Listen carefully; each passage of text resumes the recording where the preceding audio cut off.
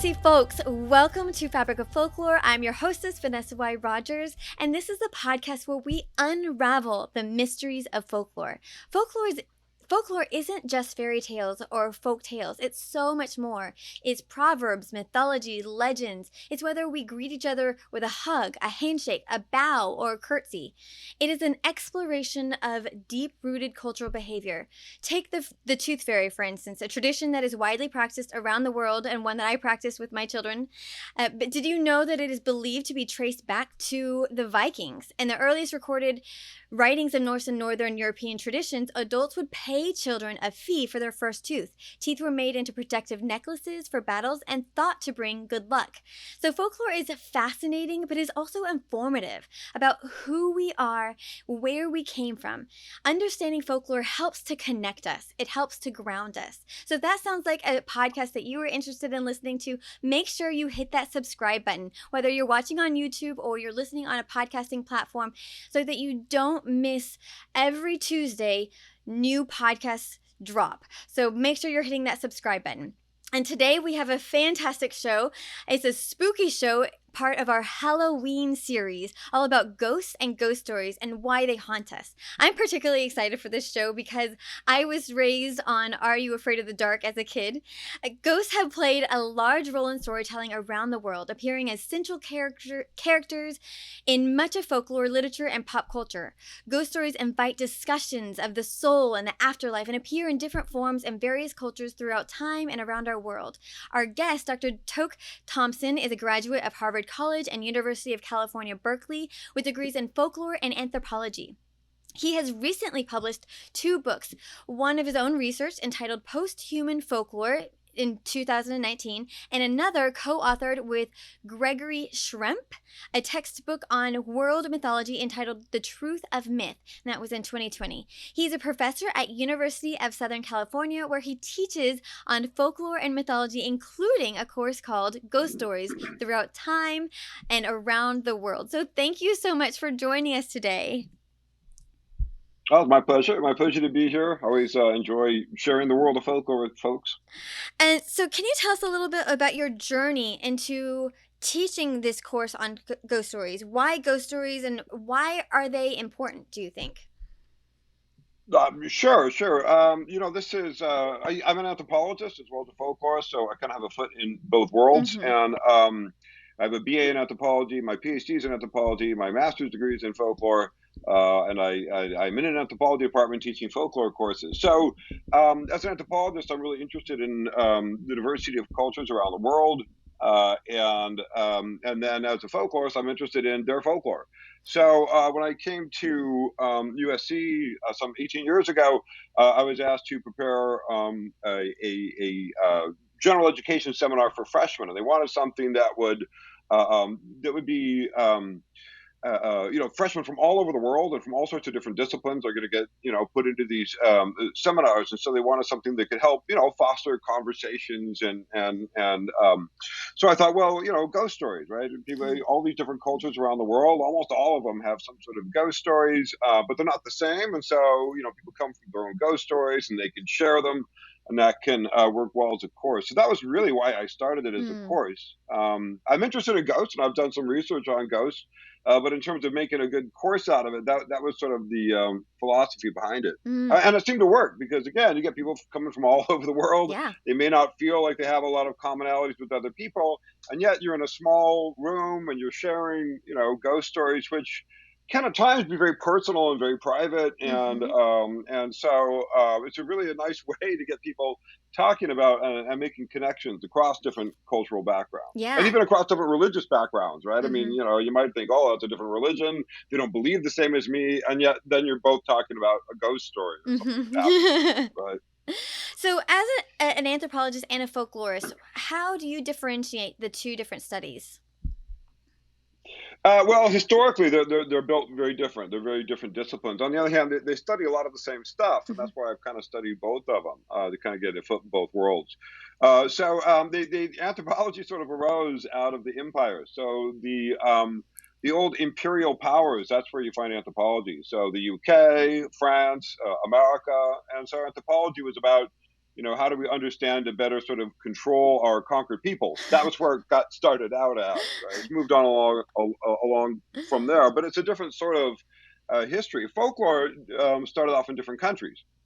Folklore started off in Europe in the countries that were not empires, that were trying to become these new nation states, these former imperial states or colonies, even like Ireland or Finland, or So how do they build this sense of having their own nation? Through folklore. Ireland's first president after the revolution was a folklorist, not even a politician. So that has a lot to do. Very often in a lot of the world, it's about your own nation's folklore or your own people's folklore.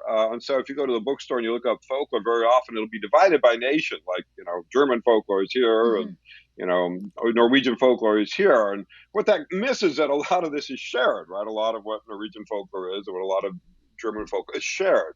And in fact, all these, even a lot of the fairy tales, I think German fairy tales, well, they're also French fairy tales and Italian fairy tales. And some of them you can trace right across the Silk Route and back to China. And, so these things, there's a different disciplinary history. One arose out of the nation building folklore. Anthropology arose out of colonialism. Now, both of these disciplines have moved on from just sort of being agents of the empire. But that produces a different sort of focus. Most folklorists work in one country, their home country. Most anthropologists work in a locale that they don't come from, right? So there's this idea: are you going to be a foreigner, or and for me, I kind of like the anthropological idea of sort of being a foreigner. Although I've done some work on where I come from, but mostly I like studying other people and studying other groups and learning other languages, that sort of thing. So that kind of pushes me into the anthropology camp. And yet, what do I study? When I study these people, I study their jokes, their proverbs, their folklore, their ghost stories, their mythology, right? So that puts me in the folklore camp. So I like using both. Have you learned anything about yourself as you're studying these things?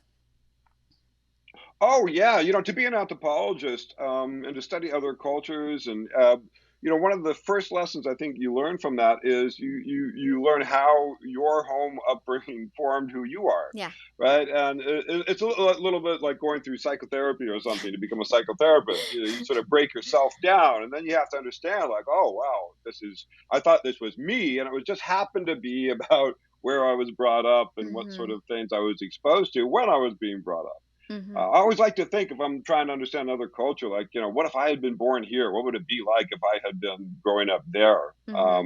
So there's you learn a lot about yourself, right? When you learn about other people. If you learn a new language, especially a radically different one from a different language family, you learn a lot about your own language. Yeah. Oh, wow, I never noticed how English does that before, right? So, of course, it's a process of discovery. And, for some people, they don't want to do that. It's scary, right? You're going to become conscious of all of this. But for me, becoming conscious of how you have been created, it gives you power, right? If you're unconscious about it, then you're still subjected to it. But if you become conscious of it, then you can pick and choose. You can say, wow, I like the way that I was brought up to think about these things. But on the other hand, I really like the way that these people can, think about this. And I'm going to try to use that for my own life. Yeah.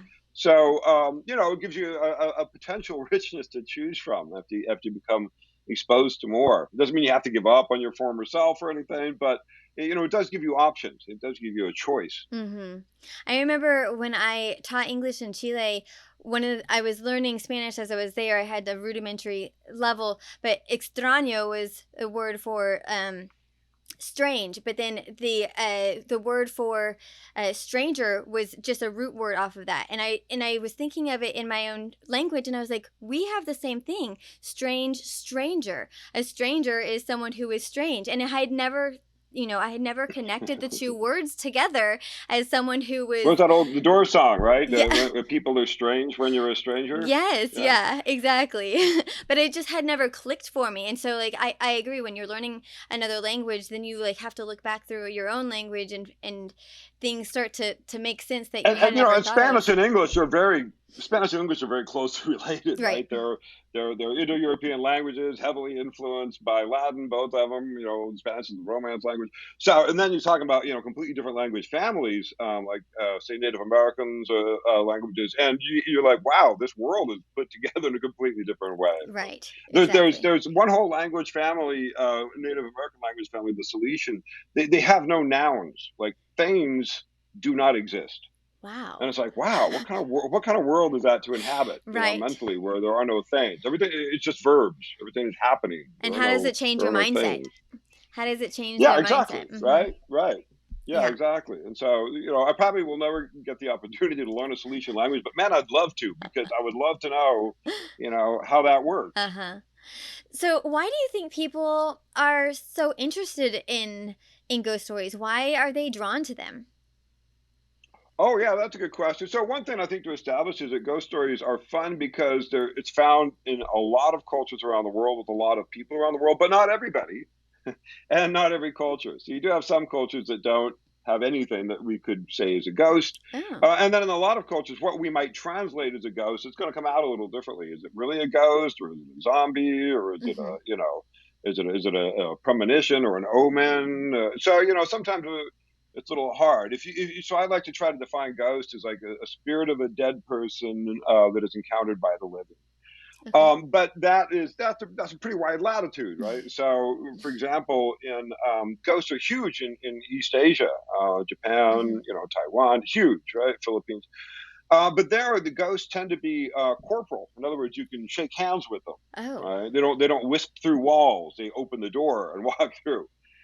So ghosts are corporal. They can sort of immediately disappear at points or something, but you can shake their hands, you can give them a hug, you can kiss them, you can have sex with them, Wow. you can get impregnated by them and have ghost babies, right? So all of a sudden, this is coming to a much sort of broader level than we would Mm-hmm. have sort of with wispy ghosts of the American tradition.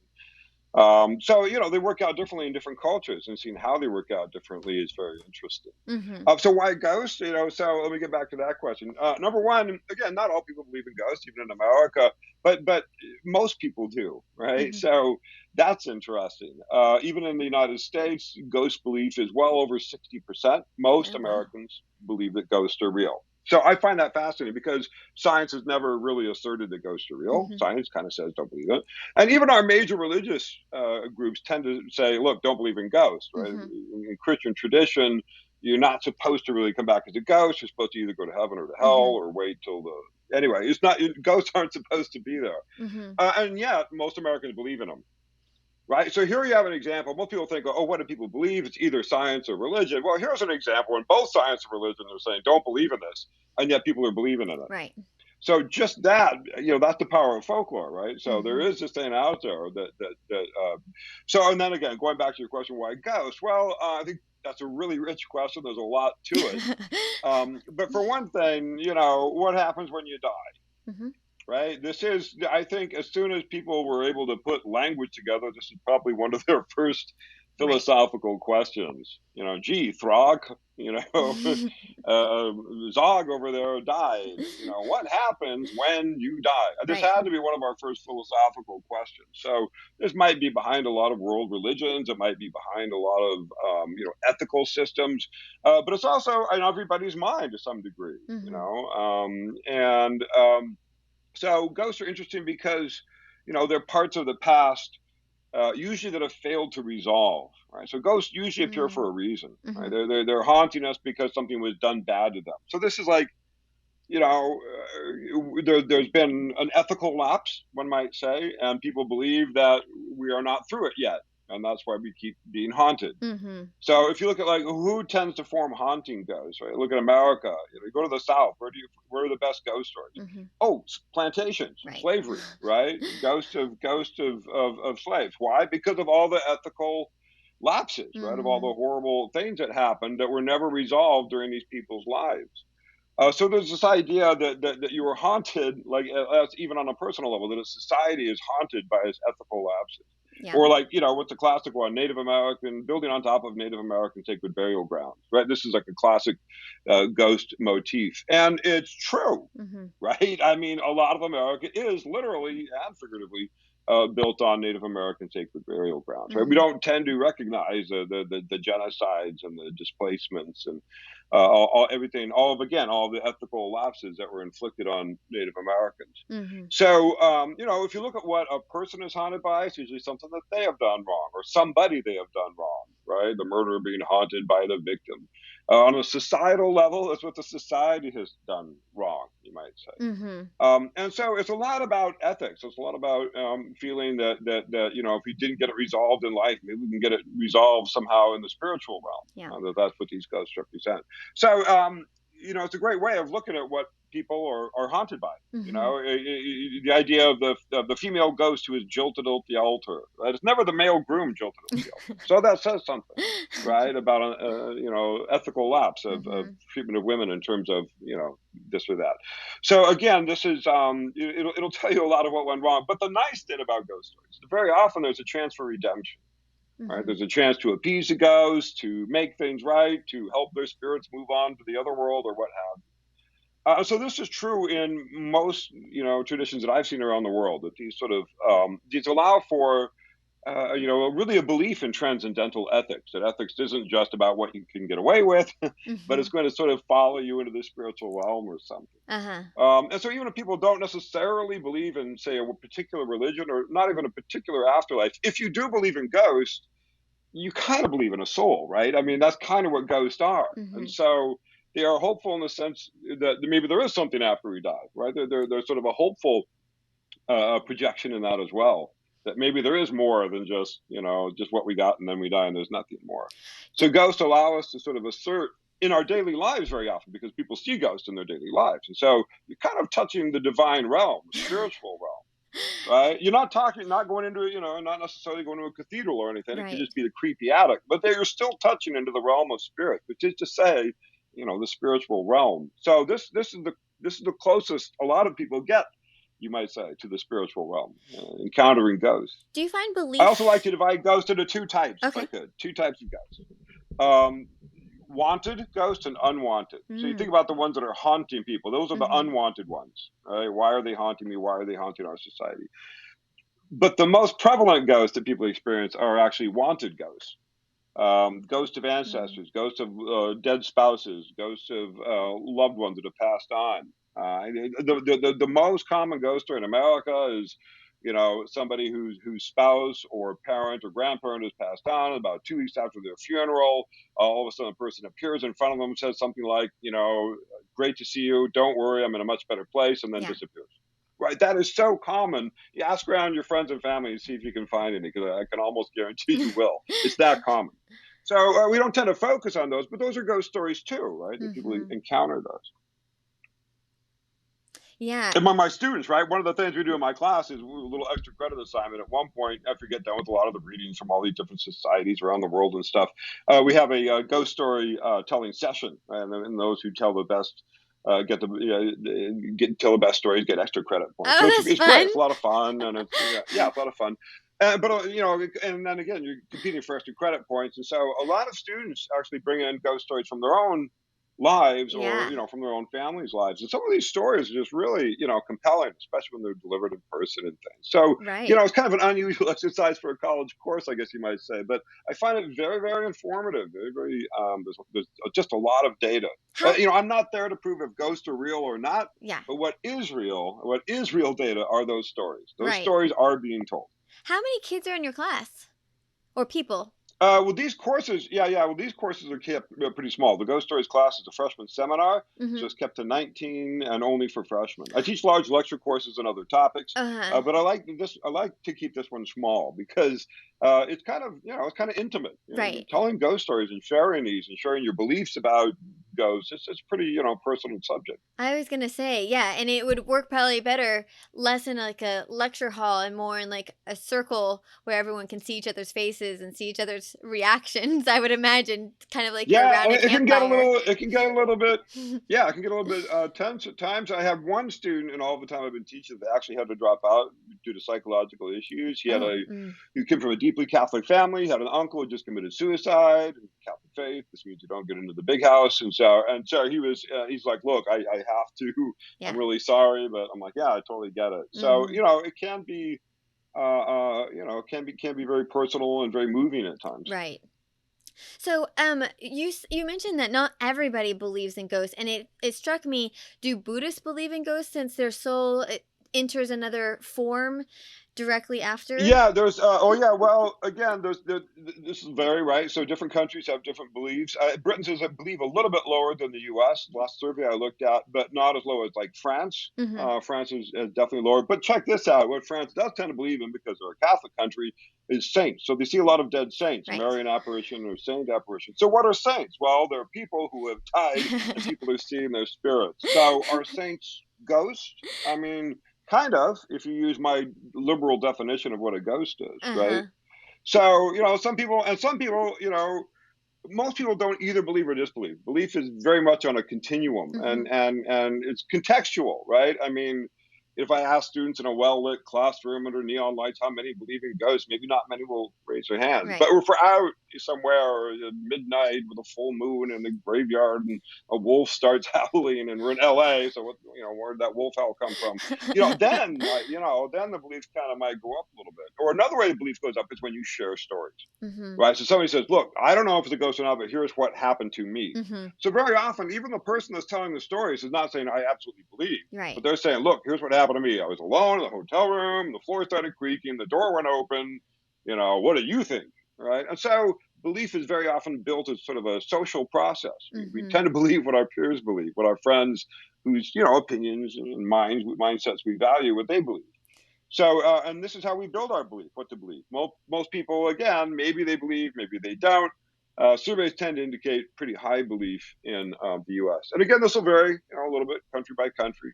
I think Taiwan has the highest, rated ghost belief, something like 95%, which is to say you're really kind of weird if you don't believe in Right. ghosts in Taiwan. They have a whole month for ghosts, right? We're supposed to celebrate the ghosts during Ghost Month, and they have Wow. Ghost Week. Things closed, the stores closed down, banks closed down. Everybody's supposed to go home and honor the ancestral ghosts. So if you don't, you're sort of like you're really sort of in the minority there, right? It's really Uh-huh. kind of weird not to believe in ghosts. And other societies, it's much much less. So, And it changes over a person's lifetime sometimes. yeah. Interesting fact from the United States. Uh, if you look at colleges, they've done surveys. Seniors tend to believe in ghosts more than freshmen. Ghost belief goes up over over students' times in college. And why do they think that is?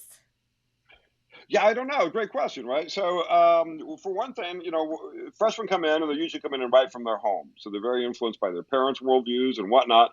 And in college, you're in a different place, you're away Mm-hmm. from home, you're sort of relying more on your peer group to establish your beliefs.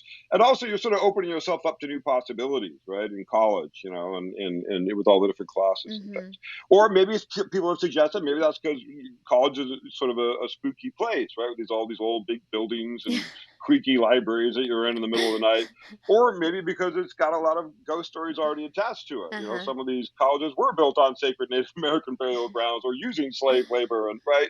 So this is colleges are maybe some of the sites of ghost stories. So there could be a Mm-hmm. lot of different things. But again, it's kind of fun to think that you think kids going to college and come out more educated. Yes, and they believe in ghosts more. That's so funny.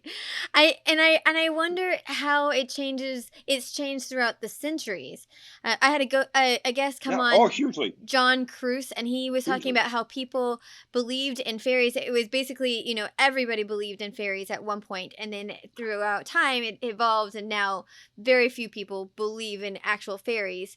Yeah, although if you actually go back to, fairies, usually this is sort of a mistranslation of like the Celtic sort of realm, like the Hmm. Irish she folk or whatnot. And what are the Irish she folk? Like the banshee is one of the prime examples, right? So this is banshee, Yeah. screaming like a banshee. Uh She's huh. this ghost woman who cries before someone in your family is about to die. Hmm. So if you really go back to what fairies really are, going back to Ireland or Scotland or something, they are also spirits of the dead, right? So they're not just every sort of everyday ghost, or sort of royal ghost, you might say. They Oh. host the dead, but they are also ghosts themselves. And then yes, history of ghost belief, it goes up and down. The history of Christianity and ghost belief is a fascinating one. Christianity started off in large part in opposition to ghost belief. This was its whole formation. Hmm. Before that, everybody, the Romans, oh man, they loved their ghosts and they had their ghost day and whatnot. And so the Christian faith was founded around the idea that no, ghosts don't exist. When you die, you either go to heaven or hell or in sort of suspended animation until the day of judgment. This is sort of borrowing from ancient Egyptian stuff, which also had the suspended animation until the day of judgment in heaven or hell. So at first, Christianity was not, it was formed in absolute opposition. But that gradually started getting worn down, and then gradually ghost belief became okayed, especially as Christianity was trying to get into Northern Europe and into the Germanic tribes and convert them. All these guys completely believed in ghosts. Mm-hmm. So even if you convert somebody, they're still going to see their ghost, right? It doesn't end. Mm-hmm. And so gradually the church said, well, okay, if you see a ghost, it's because somebody's in purgatory, right? And so if you see a ghost of one of your relatives are in purgatory. And if you see a relative of yours in purgatory, what he's doing is he's saying, you need to get a priest to pray for me because this will lift me up towards heaven. And to do so, you have to pay the priest. Yeah. Right? So this is the pain of indulgences. So this whole pain of indulgences that led to the downfall of the Catholic Church was all about ghosts. It was supported by these ghost stories. So ghost belief then became an integral part of the Catholic money-making machine because people saw ghosts and then they had to pay money to the priest. This is what Martin Luther objected to. And Martin Luther really, really hated ghosts and hated ghost belief. And he kept saying, no, these things are false. They must be, images sent by the devil, but they can't actually be ghosts. Mm-hmm. Right. So a lot of the Protestant Reformation was built on the idea that ghosts aren't real. Mm-hmm. So the idea of exorcists was basically only in the Catholic Church, right? Because they're the only ones that sort of believe that ghosts could be, still around. Yeah. And for the Protestants, this was all sort of, sort of Catholic superstition and all of this sort of thing. And so it was supposed to be on science, and ghosts were supposed to be. But there was one problem, and that was that people kept seeing ghosts. Right. So now we're all supposed to be scientific, and now the church doesn't believe in ghosts, but people still do. Yeah. And so then you had sort of the rise of this sort of Society for Psychical Research, and this quickly became what we think of as spiritualism, which is sort of saying that yes, the ghost world is real, and we can prove it by science and contact it via science. Right. So photographs, we're going to have spirit photographs, and we're going to have all of this sort of thing. So spiritualism, which was almost like a religion, in fact, I think in some places it is considered a religion, it was huge. Ouija boards, seances, contacting the other world. Sears and Roebuck used to sell a Ouija board in their catalog. Abraham Lincoln used to hold seances in the White House to help determine the course of the Civil War. I mean, this is how mainstream spiritualism was. Wow. Uh-huh. Yeah, so everybody sort of believed like, oh yeah, you can contact the realm of the dead. There's these spiritualist workers, and it's somehow scientific, right? You don't go through the church anymore. It's like, then you have these weird sort of Oriental mediums, and there was this Eastern influence, right? Of maybe people from India know how it works, or maybe the people from China know how this works. India in particular had a lot of influence in this as it was coming into the colonial world. So it was this weird blend of sort of foreign ideas about the soul, especially like from India and Vedic traditions. And science, and that created spiritualism. That's still with us a little bit, like ghost hunters to go out and try to prove if ghosts exist. They're using science to try to tap into the spiritual world without great success, I might add. But that has a long history. And so that was a really, really dominant thing in America until what's called the Third Great Awakening, which is the big sort of, that's when America became, sort of religiously fundamentalist. Right, all those new American fundamentalist religions were popping up in the late 1800s, early 1900s, very American-born ones. And these definitely asserted that ghosts were not real, that these were the work of the devil, that the devil was real, and the devil is out there, and the devil's out to get you. And so that also sort of spelled the end of spiritualism as a practice and religion. So the fundamentalists tend to look really, and still look down on things like Ouija boards or seances, like, no, this is horrible, you shouldn't do this, right? So you don't find that, say, in England so much. This is sort of the American fundamentalist religion. So, one thing you find out as soon as you start talking about ghosts, you're talking about religions and religious beliefs, but you're not addressing it directly, right? You're not going through the front door, you might say, right? Ghost beliefs are sort of how people experience the spiritual realm, not necessarily how their institutions do. Mm-hmm. Exactly. Wow. So that original question was, so how is ghost belief changed throughout time? So that's, so then after Puritans, so I guess America didn't believe in ghosts very much because it was so ruled by Puritanism, or did it? Well, that was very Puritans didn't last very long. That was, by the time the USA, the Puritans were long gone. Hmm. So it was really spiritualism was huge in America. It was the dominant regime, and it was brought down by two opposing forces. One of them being the new religious fundamentalist groups, Okay. American Baptists, and these sort of people, Pentecostals.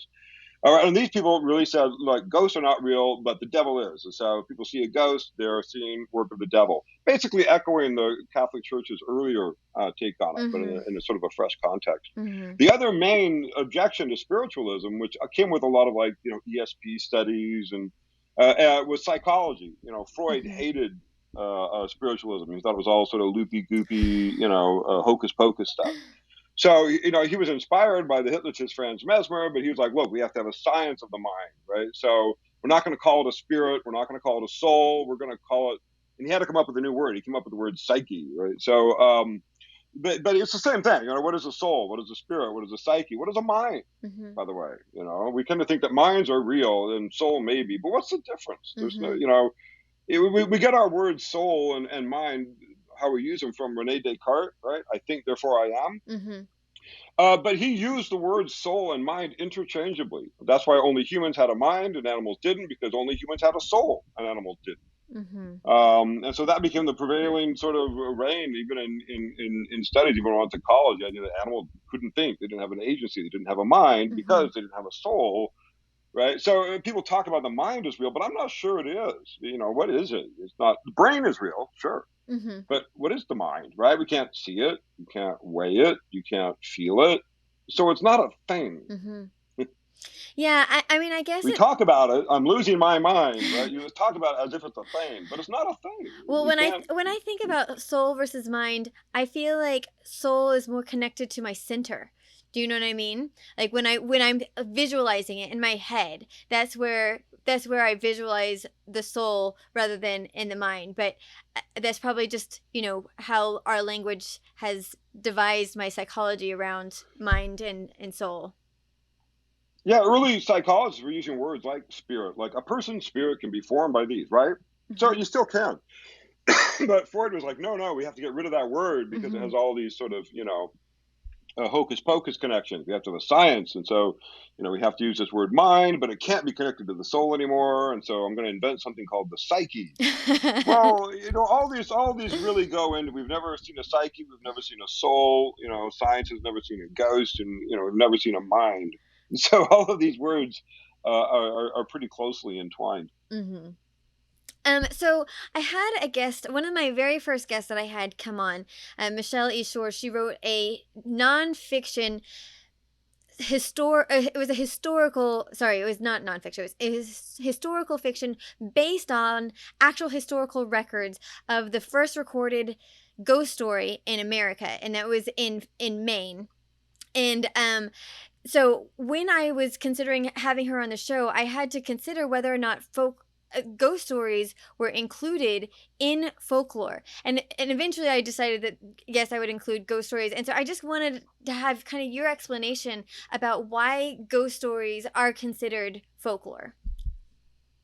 Well, I guess in my class I try to include several things. Number one, folklore, which is the stories that we tell each other and share with each other. Hmm. But also, I mean, look at literature. I mean, there's a lot of ghost stories that form the backbone of some of our great literature.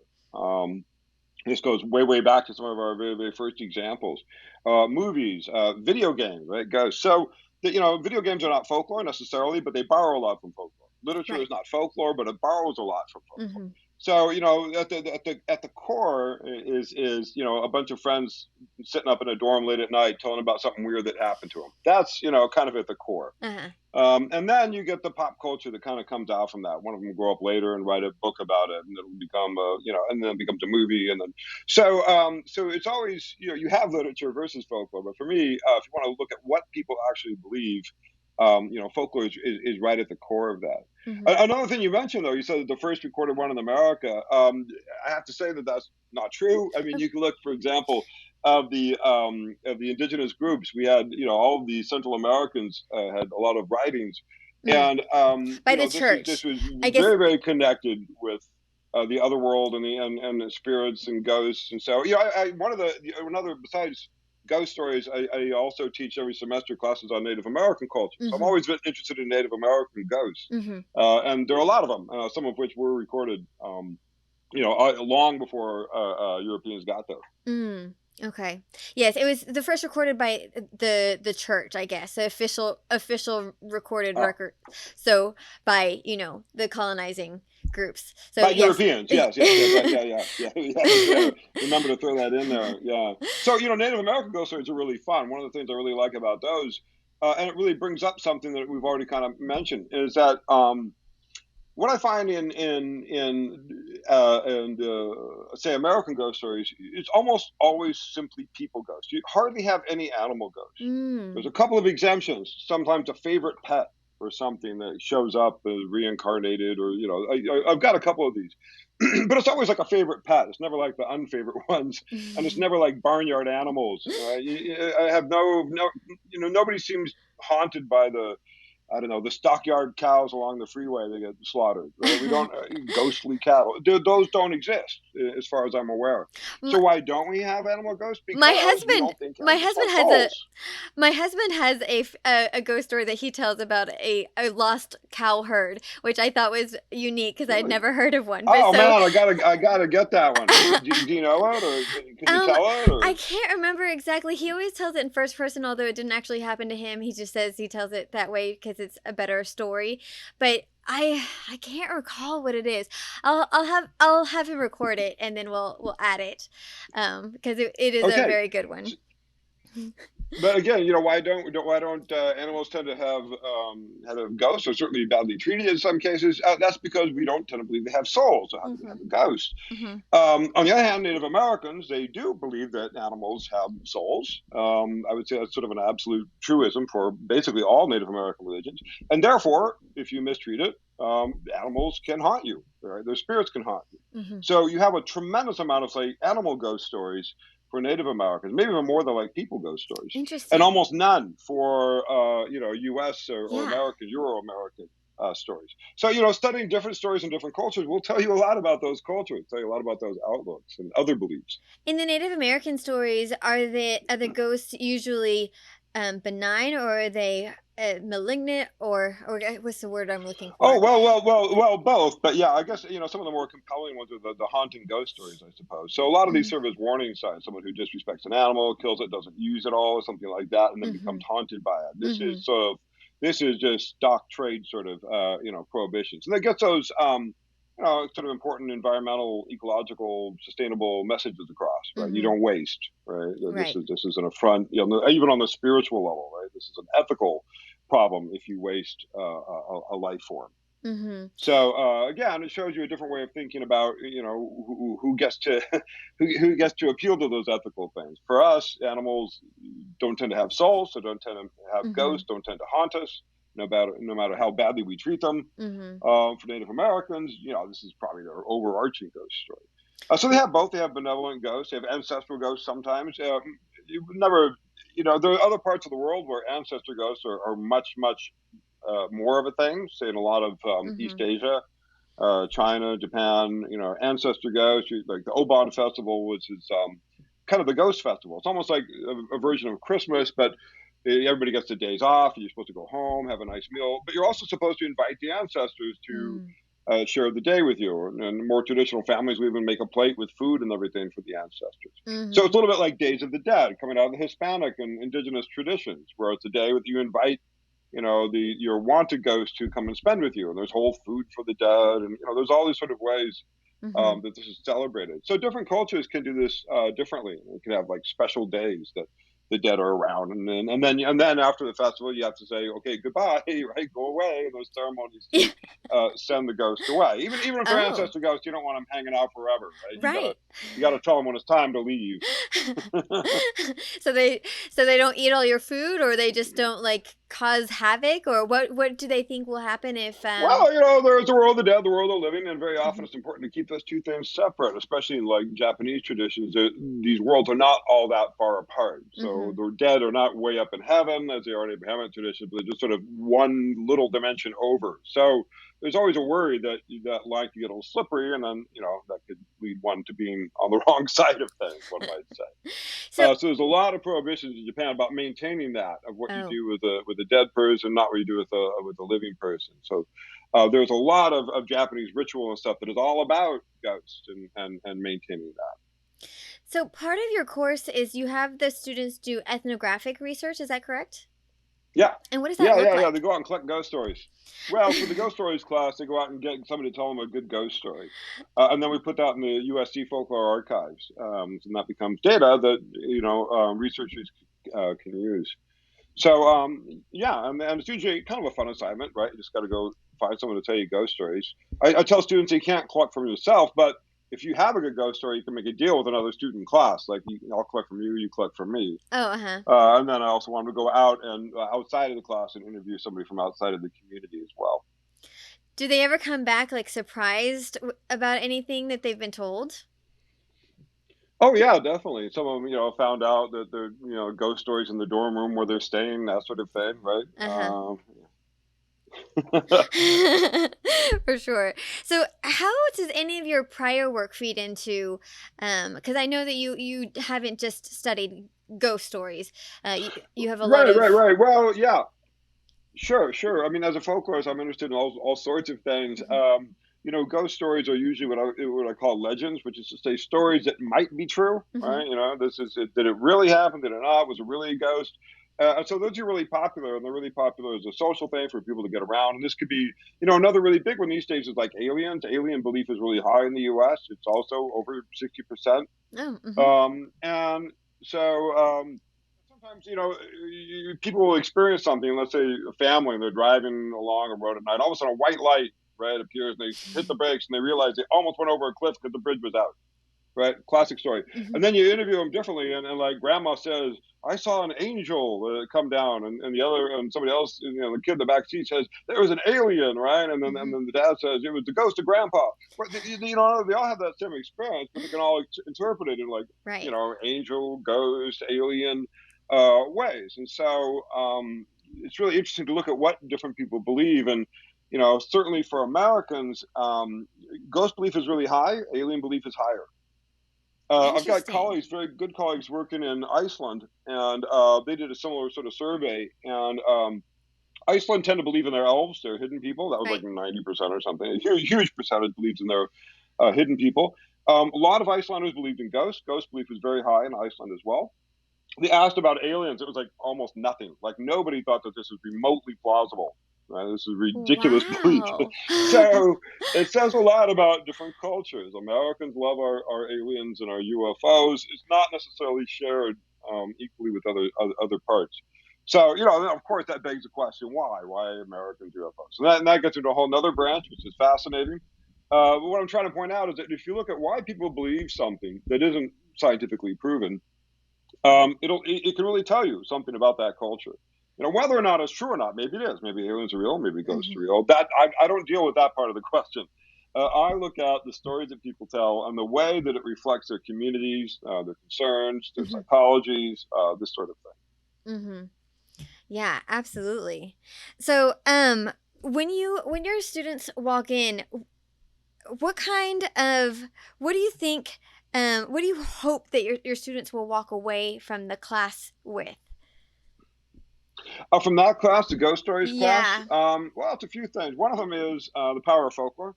Again, why do people believe in ghosts? It's not your religious leaders, it's not your scientific institutions, it's not your political leaders, it's something else, and that's folklore. Mhm. So I certainly want to use that as just one demonstration of one tiny little genre of folklore, and yet how important that can be to people, helping them to shape their life experiences, deal with people's deaths, deal with their own thoughts of mortality. Mhm. And so, and very often, like I said, this is a time when mortality started to hit home for these young people. Right? Mhm. Most teenagers think they're immortal, and then they're starting to kind of deal with mortality when they get into college, and start wrestling with these sort of larger concepts. And Mhm. so it's a really kind of critical point. Horror movies. Who are they aimed at? Like teenagers in the early 20s, right? Mhm. So this is a really sort of appropriate time. One might say, for them to build social networks to sort of explore their own beliefs. And so by drawing in from ghost beliefs from around the world, again, these include people with radically different religions, but I never Mm-hmm. have to use the word religion, right? Mm-hmm. I can just say, look, here's how their experiences work out. And so it can remind people of their commonalities with other people, right? They've had all these similar experiences, as well as the cultural differences, right? Mm-hmm. We don't tend to have animal ghosts in the United States. Again, so it's a way of trying to integrate all these students who are coming in from all over, and give them sort of a way to share their experiences, share their commonalities, share their diversities, and learn from each other.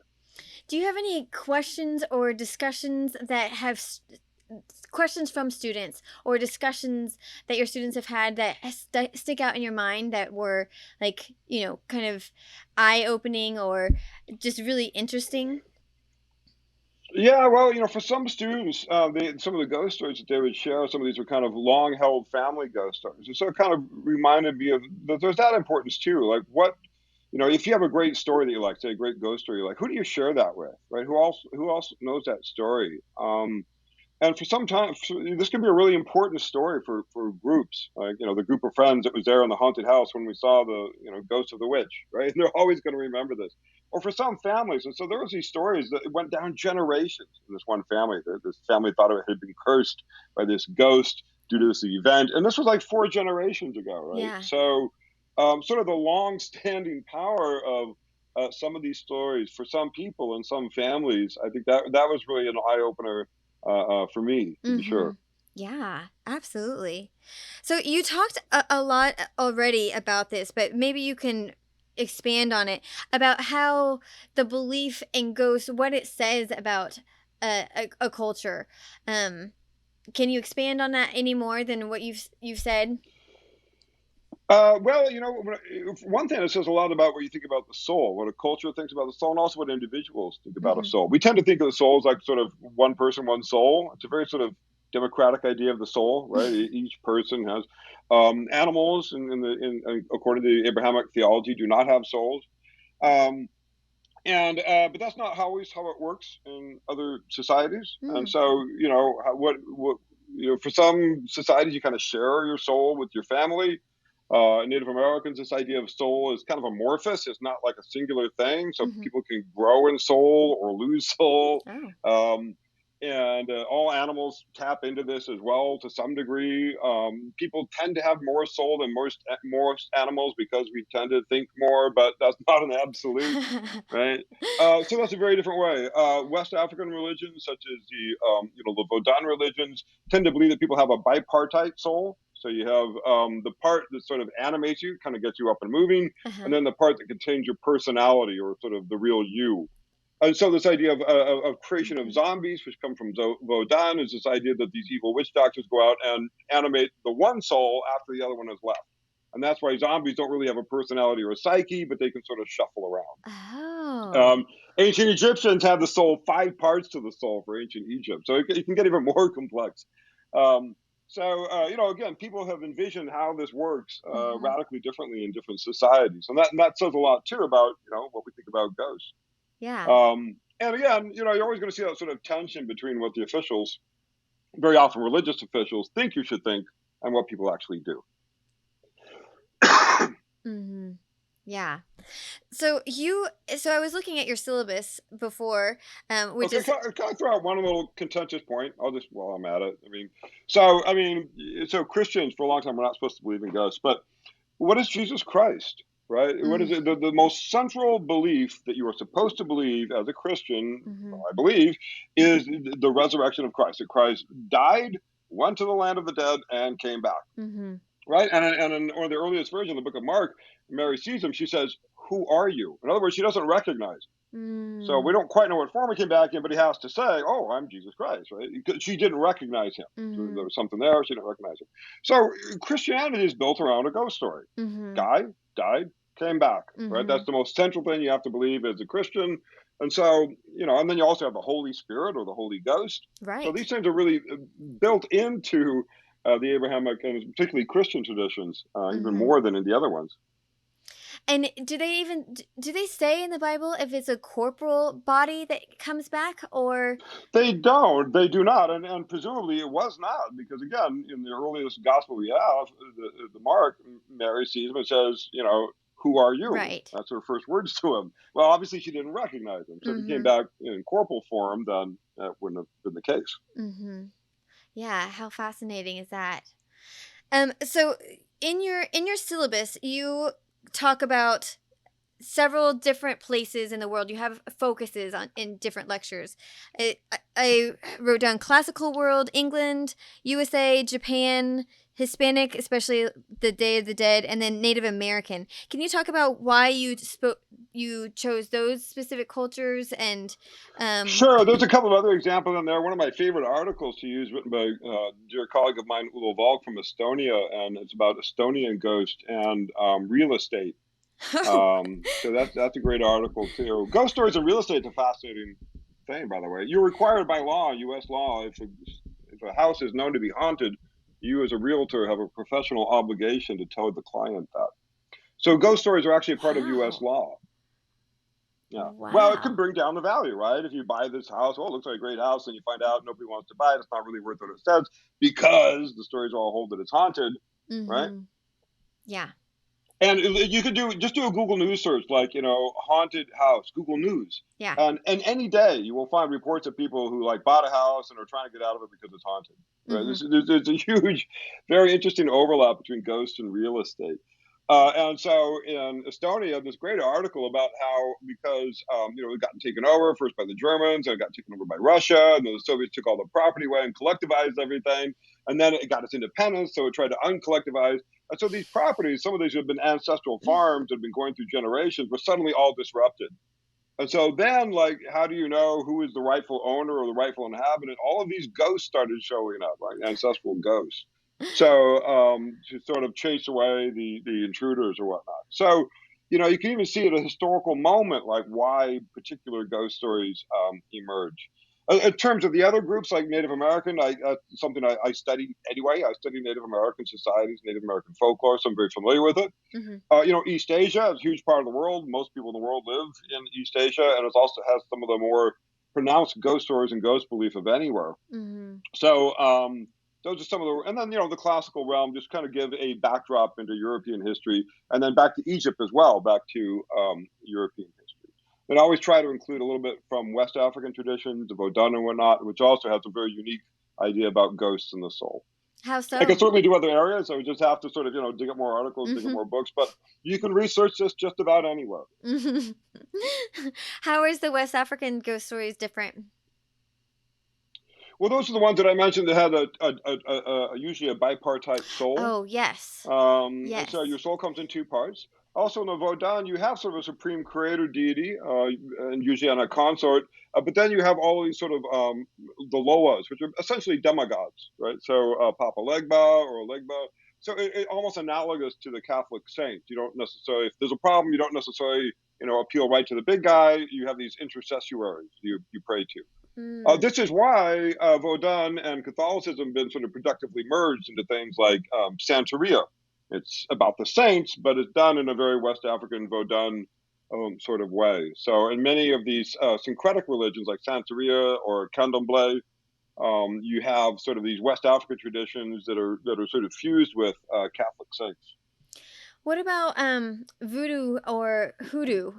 Uh, do they have Yeah, those are sort of American derivatives of right? Vodun, right? So Vodun is a major world religion in a few countries in West Africa. It was because of the slave trade was brought over Right. to the Okay. Americas and the Caribbean, particularly.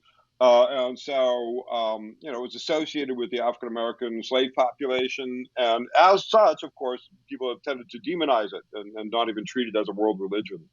Oh, And so it has very, very specific beliefs and practices that are radically different than Abrahamic tradition. So this has been a point of, tension for ever since the beginnings of the slave trade. right. So also in your class, you cover a lot of different literature. Is that right? Sure. Can you talk to us about some of your favorites and why you chose them? Yeah, well, Hamlet's a great one, right? It's kind of a classic. Mm. Everybody knows Hamlet. And yet, people often think, oh, Shakespeare wrote Hamlet. Not really. Shakespeare just did a version of Hamlet. Hamlet was a very well-known story and had been for hundreds of years. This has been a very popular ghost story that people had passed down. So Shakespeare did not come up with Hamlet by any means. He was telling yet another version of a very popular ghost story that basically everybody knew. When everybody walked into the Abbey Theater for the first night, they all knew the story already. Oh, They wow. didn't know Shakespeare's version, but they'd already known the story. So some of these stories were very, very widespread, very well known, and it's kind of become, bedrocks of our of literature. Think of the Gothic literature, right? This idea of the fall of the aristocracy, and that was sort of transplanted in the American South, the Southern Gothic, the fall of the Southern aristocracy, right? So the aristocracy, a lot of ethical lapses, right? Skeletons in the closet and whatnot. So again, where do we see these ghosts? What is a haunted house? It very often looks like a Gothic palace that has fallen into disrepair, Mm-hmm. right? So it attaches itself to architecture. It attaches itself to particular social classes and their movements, such as the fall of the aristocracy. Mm-hmm. And what are you haunted by then? So again, these are bedrocks of our literature, of our the Turn of the Screw, fabulous, fabulous work. Because Turn of the Screw was written by America's brother of America's first psychologist. And so this is the time when spirituality and psychology were duking it out. And so you can read the book. It's a masterfully produced. It reads like a classic ghost story. And yet you're never quite sure. Is there a ghost or is a person insane? Oh, uh-huh. Right. And so which is it? Are ghosts real or is it about psychology and madness?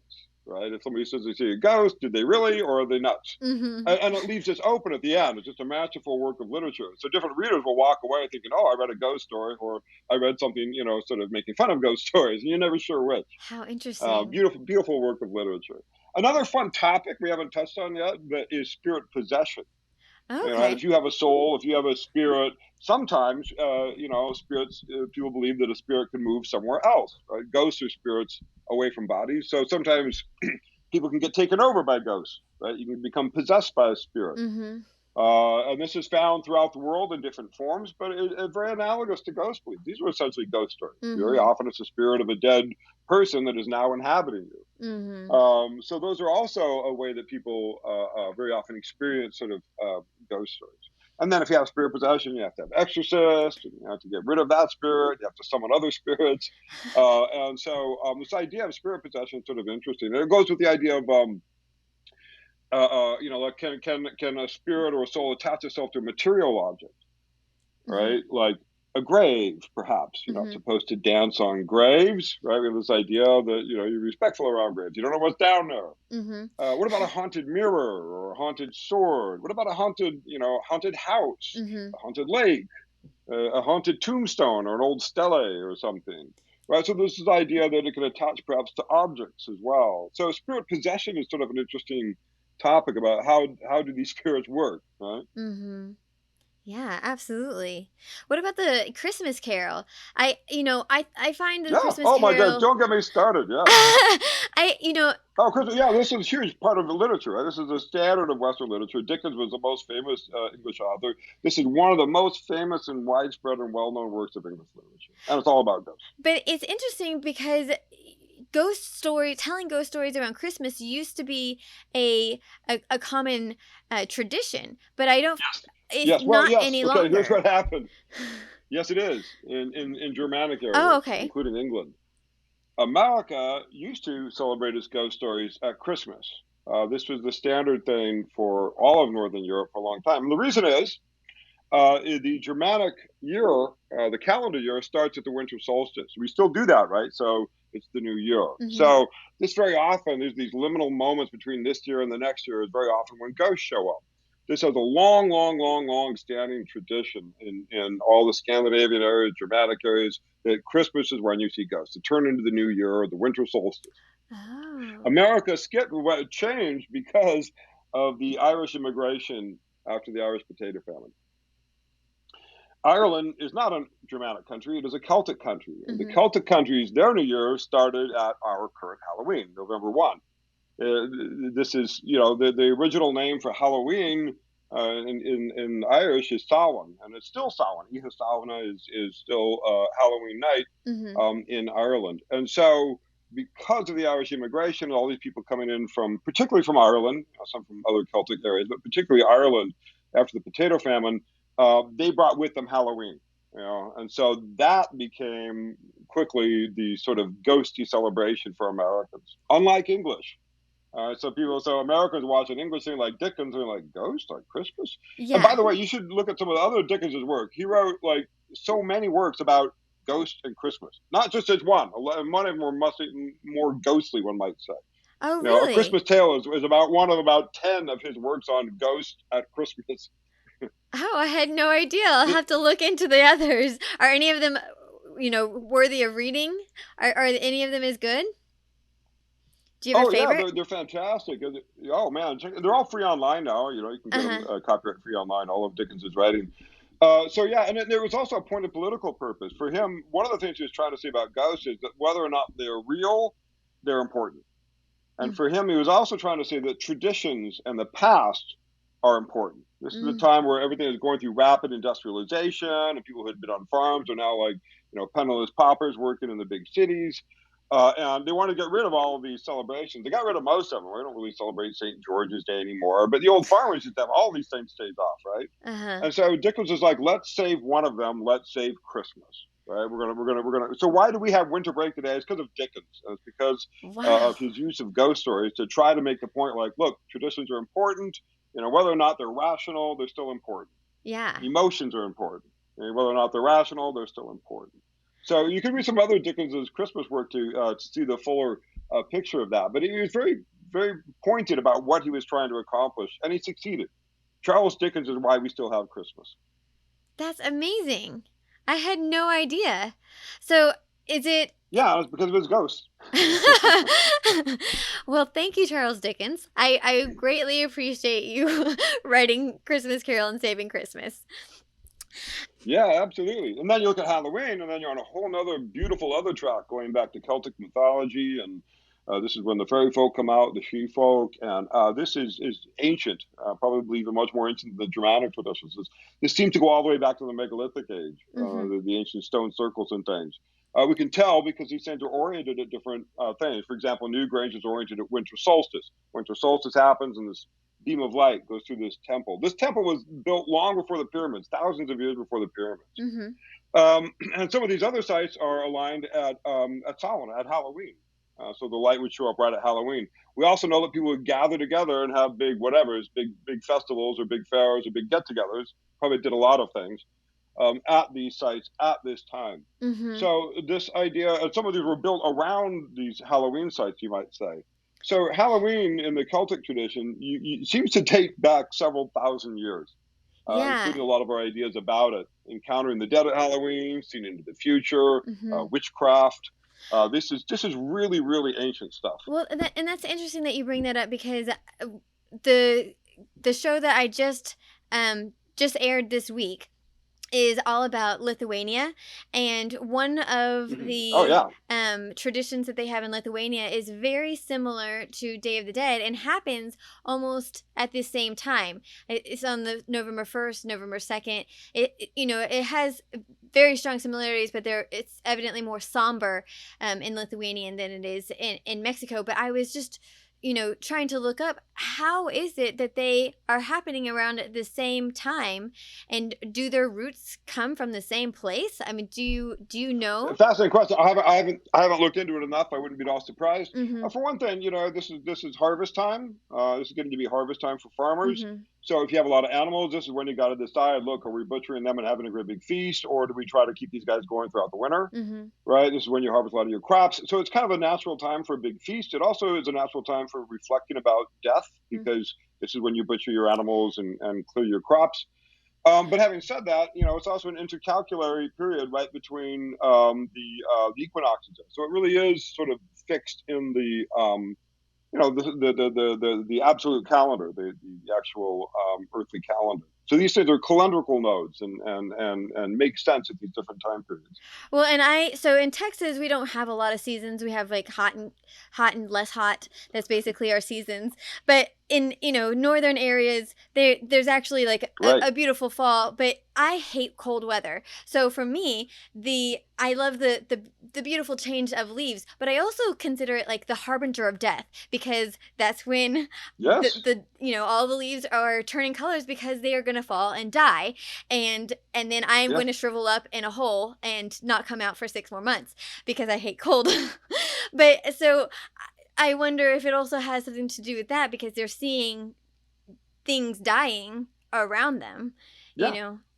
Right. This is the time when you have to kill things. You're a farmer, like I said. This is when you kill your Yeah. crops. This is when you kill all the animals you're not going to Yeah. feed over the winter. You're going to probably have a lot of extra meat with not a lot of refrigeration. Uh-huh. So it's a great time for a big feast. And so this is actually, it makes sense, but it also was a very, very long-standing European tradition dating back to the Neolithic. So, this is really, really ancient stuff. Mm-hmm. That's amazing. Okay. And even the date of Halloween was selected, the Catholic Church moved their official celebration, All Hallows Day and All Hallows, and then All Hallows Evening, to that date because the people were celebrating Halloween and they were trying to talk to the dead and all this sort of stuff. And the Mm-hmm. Catholic Church was like, "Look, you're going to talk to the dead. At least do it on All Hallows Day. We'll give you one day, and we'll say that's Halloween." Right? So that's even why we have that day. The Catholic Church sort of kind of Consented. created a Christian holiday for it. Uh-huh. But today, like a lot of American churches, particularly again the fundamentalist ones, don't like Halloween. Right. So it's interesting that Halloween, we have a day for celebrating it, but it's a contested holiday. Mm-hmm. It's a very, very popular holiday, but also a contested one. Christmas is not that contested, Mm-hmm. but Halloween is, and nonetheless, and you don't get, it's not an official holiday. You don't get the day off for Halloween. You don't get even the morning after off for Halloween, right? But we still participate. Americans love Halloween. They spend a lot of money on it. They still participate in it. So this is really a folk holiday, right? You don't get the day off. It's not an institutional one. There's even institutional blowback from it, but Yeah. people love it. So that's also interesting. I know. I don't know why schools don't give the next day off, because I don't think there's very much learning that happens after the kids have been filled with sugar and they're completely exhausted from staying out way too late. I wish schools would give off the Yeah, but next day. it's fascinating too. It's a day you can dress up. It's a Mm-hmm. day that we can sort of portray dead things, particularly, and witchcraft and magic and things from the crypt. It's also very often for children. It's kind of an initiation ritual, right? That they get, we shield children from death in our culture, right? Mm-hmm. We shield them from, and then along comes Halloween, and that's all they see, right? So there's really interesting ritual inversion where you invert your normal everyday rules, and that makes a big impression, especially on like kids. I mean, Mm-hmm. like, think about it. We always tell kids, like, the number one thing is never take candy from strangers, right? And then Halloween comes around, we're like, okay, go ask that witch over there for, like that zombie over there for candy, right? So the kids are like, what is going on, right? So it just makes a big impression. Uh-huh. Absolutely. Okay, so my last question is about pop culture and how ghost stories have infiltrated pop culture outside of literature. Oh, sure. There's so many ways. Video games are kind of built. Many of them are built on ghost stories. Even the ones that aren't, like when your character dies, it becomes a ghost, and you go Mm-hmm. back. Right. So they're Yes. integrated into a lot of these video games. Pop culture, you have all sorts of things outside of literature. You have so many websites. A whole creepypasta. The whole website is dedicated to spooky stories. You Mm-hmm. have whole subreddits. You have whole communities that are interested in this. And then you have sort of this folklore, a lot of it on the line too. There's legends of cursed servers, and I'm very interested in the sort of AI ghost stories. So Alexa acting as a spirit medium, and all of a sudden people hear the voice of their dead father or something. This is the idea of text messages from the beyond. I recorded several of these. So as a lot of these younger people, a lot of my students spend more and more time of their social lives online. We have a lot more hauntings online. Mm-hmm. And so that's kind of fascinating that, there was a movie, I don't know if it was a good movie or not, it was called Unfriended. And it was about a girl who had committed suicide after cyber abuse. And then she goes on to sort of, her ghost stalks people online to exact her revenge. So, of Mm-hmm. course, if somebody's sort of killed online, where are they going to haunt? Where is their community? Where are those people? Well, it's Yeah. online. Right? So the internet has become haunted. It wasn't when it started out, but now it's a very haunted place. You have monsters and like Slender Man and things that never existed before the internet. And now we get, so the internet has become haunted very, very, very quickly. Mm-hmm. And there's also with the internet, it's a global thing. And so people are being exposed to, I think in America, particularly Korean and Japanese pop culture, right, for Mm-hmm. all sorts of reasons. But one thing about Korean and Japanese pop culture is that ghosts play a huge Mm-hmm. role, and they tend to be even spookier than American ghosts. So a lot of Americans are seeing this pop culture that they wouldn't have before, and becoming, I think, more and more influenced by that. A lot of the video games are coming out of these countries too. Mm-hmm. I would say so. I lived in South Korea for a little while. I taught English there, and I was kind of blown away at their horror. I found that as an American, it was overly disturbing, that it was hard to stomach. I have a hard time stomaching American horror, and so like Asian horror was even just went Even more far horrific. beyond. Yeah. Yeah. Yeah, And it really is. It really is. But it's terribly popular. I'll say that. right. So we're getting sort of with global communication, we're getting these sort of global ghost stories and these global communities built around them. So that's fascinating. Mm-hmm. Absolutely. Well, I wanted to give you a little bit of space to talk about the new books that you have just published in 2019 and 2020, I believe, is when your two books Yeah, came out. yeah. Well, I have two books out, a lot of different articles and whatnot. I'm always working on new stuff. Yeah, one of these books was The Truth of Myth, with Professor Gregory Schrump at IU. And this is kind of a textbook. It's an introduction to mythology, world mythology. It's about how it's mythology in theory and in everyday life. Mm-hmm. So, how do the myths that we were brought up with, and by myths, I tend to mean the creation stories, either of the world, of the nation, or how things came to be. Mm-hmm. And those are radically, radically different in different societies, and they produce radically different ways that people think about, who they are, their role in the universe, and the big questions. Mm-hmm. Myth answers the big questions. So that's a really fun book to go through if you're interested in mythology and at the broader level. The Mm-hmm. other one is my own sort of recent research, and that's called Posthuman Folklore. I'm trying to take folklore here into some of the frontiers. With posthuman, a lot of people are sort of rethinking what we mean by this word human. There's two main branches. One is sort of the animal turn, right? So now we know that animals do have a lot of mentality. They do, craft tools and make tools. They do share culture. They do have language. I mean, dolphins give each other names, personal names. They remember these personal names for decades. They can learn languages of other animals. We have an orca that learned how to speak dolphin in captivity. The list goes on and on. I mean, the line between human and animal has been severely questioned. And so, with that, it's a very interesting aspect.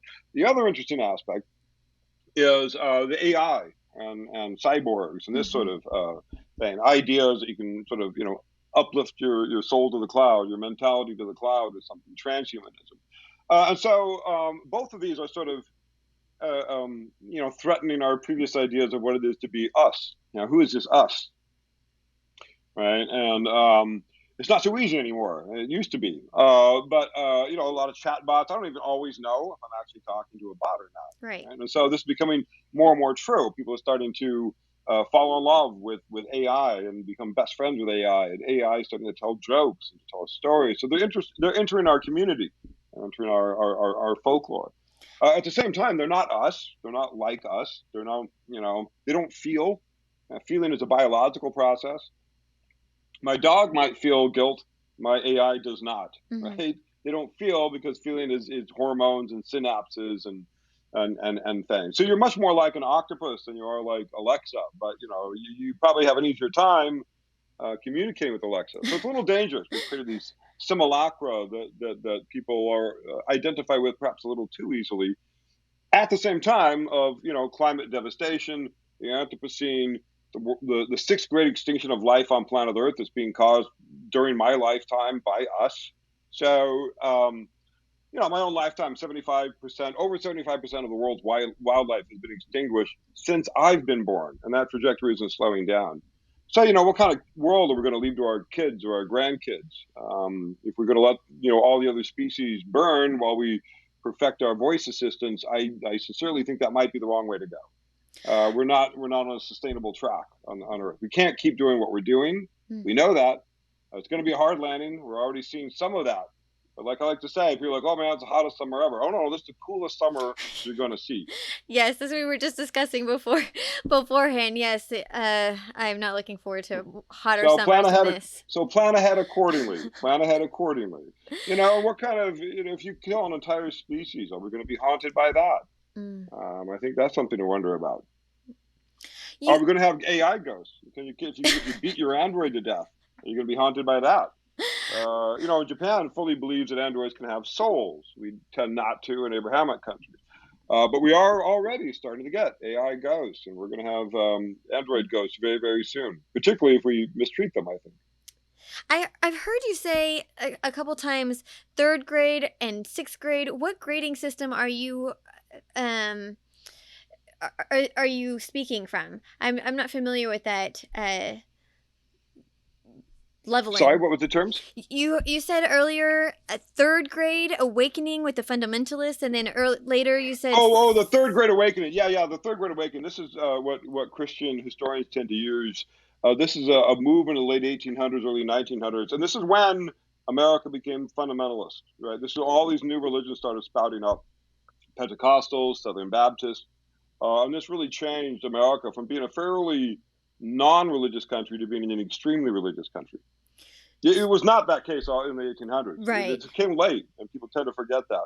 People tend to think the Puritans arrived and were just religious whole. No, I mean, like Thomas Jefferson, he was like a deist, and he cut out everything in the Bible that he didn't think was real, and he was left with a very slim Bible. All of the early leaders were deists or universalist Right. Unitarians. Like, yeah, maybe something else is out there. Right. So this idea of America as a religiously fundamental country did not occur until the late 1800s, early 1900s. So Tent revivals and then all this sort of thing. A this lot of disaffected former agricultural people living in cities for the most part. but this grading system, because you said later on when you were talking about the AI, you said sixth grade, referring to, I don't know what you So were. it was not grade awakening, it was third great awakening. Sorry, Great. third great awakening. Oh, Yes. okay. Okay, I was trying to figure out what that was. Okay.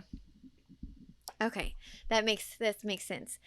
All right. The first one, I think, was supposed to be the start of the world. The second one was Jesus Christ was born or something. I don't know. This is the Christian sort of historians term for Oh, it, but it's okay. when America became fundamentalist, and this is the late 1800s, early 1900s. So have we missed anything that you think that is important for us to discuss when referring to Oh ghost no, I stories? don't know. It's just it's just ghost stories. I love Halloween. I know this is going to be for Halloween show, so I just really enjoy Halloween. It's a great, has a lot to it. It has something for kids, has something for adults, but it is a time for us to sort of think about the dead and perhaps be visited by the dead, or perhaps even be haunted by the dead if we've done bad things in the past. But maybe that's as it should be, Uh-huh. right? I tend to think that ghosts provide a valuable function, whether they're real or not. There was one interesting experiment. These scientists took these students in, and they told them it was for something else. They were going to take this test, but the thing was that they allowed them to cheat somehow. There was this little thing they could do to cheat, like, oh yeah, try not to look at this, don't look at this. That's Uh-huh. a cheating code. What they found was, and in one of the group, they told the students that the building was haunted. Well, the students who believed the building was haunted were far less likely to cheat. Oh. So whether ghosts are real or not, ghosts seem to be helpful. They Uh-huh. seem to keep us perhaps on a good path. And so I think, we should listen to them. We need to listen to the ghosts, figure out how we can move forward, ethically and try to make amends for past wrongs. And through teaching this class, do you feel like your belief yourself in ghosts has changed at all? No, I don't know. That's not a question. I just, I have my own beliefs, but they're very separate from my scientific work, I guess. Mm. Again, what I study is the stories that people do, and it's just a real rich field of study. And if Mm-hmm. anybody wants to do it themselves, it can be really rewarding. Just go around and ask people about their favorite ghost stories. Mm-hmm. Sometimes that's not the right word to use. It's say ghost. Some people don't like the word. Sometimes it's best to ask a leading question, like, oh, just sit around and like, hey, anything ever strange happen to you? And then allows people to start telling about something strange. Uh-huh. So there's different sort of tricks of the trade as a folklorist to get people to share their stories with you. but that's a big part of it. So, obviously, I'm a big folklore booster. I think it's a great discipline. I think it's kind of undervalued, maybe, because everybody's like, "Wait a minute, this isn't real." It's like, well, the data is real. The folklore is real. People are telling these stories, right? They're dancing these dances. They're sharing this food, and that's a lot of the richness of our lives. So. And why do you think, what value does folklore bring? Why do you think it's important for people to study and to understand?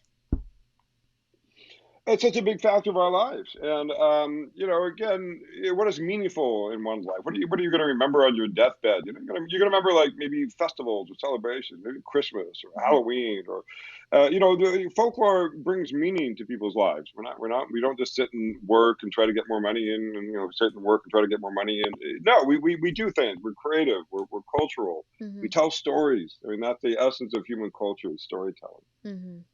Absolutely. Well, thank you so much for joining us. This was a fascinating topic. Thanks for having me.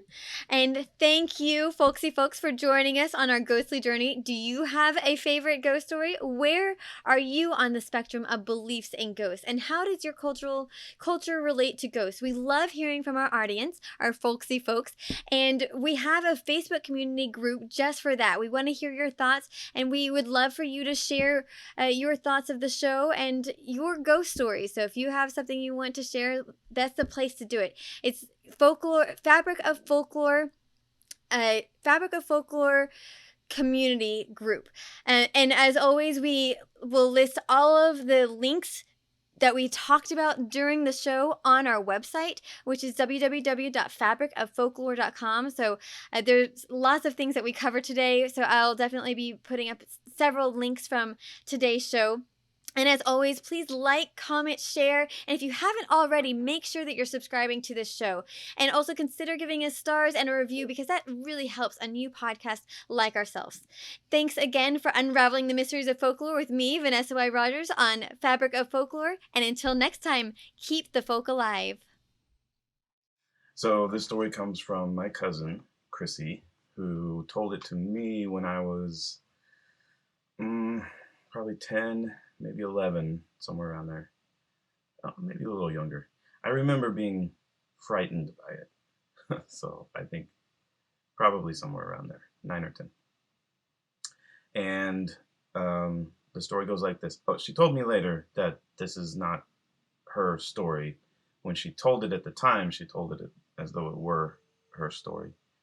And I think something similar may have actually happened, but um, I don't know. The origins of it have kind of gotten lost in time. But anyways, it goes like this. So she said that she and her friend were walking the property of her dad's ranch house, um, long time ago, many moons ago. And as they were walking, they got a little turned around and they found a ravine that had dried up. There was no water in it, but they started walking up the ravine and they were just exploring and playing, but they got lost. And so it started getting dark. And as dusk kind of set in, they heard cows. And her friend's dad didn't have cows on his property, but the neighbor did. And so they thought that the cows had just crossed over onto their land. And so as they were walking along the ravine, the cows kept getting closer. They could hear them off in the distance, but they couldn't see them past the tree line along the bank. But eventually they knew that the ravine ran behind the house, so if they kept walking, they would find their way back to the house. But the cows kept getting closer, and as they climbed up the bank to get out of the ravine, coming out of the tree line, they could see a herd of all white cows, not very far away from them, maybe 100 yards. But they were incredibly gaunt. They had very little meat on their bones, and they looked very ghostly in the in the lowering light of day. And as soon as the cows saw the two of them, they immediately turned and started running towards them. And so my cousin Chrissy and her friend scrambled back down into the ravine and started running along the creek bed towards the house. And the cows were following them, but not into the ravine. They never came through the tree line, but they could hear them staying very close behind them. And so as they got close to the house, they climbed back up out of the ravine. And when they turned to look, all of the cows were gone, and the sounds had stopped immediately, and there was not a cow in sight, not a single cow to be seen. So when they got back to the house, they were both quite panicked, and so they told her dad what had happened, and her dad told them, "Honey, our neighbors haven't had cows for 20 years. There's no way that a herd of cows would be on our property."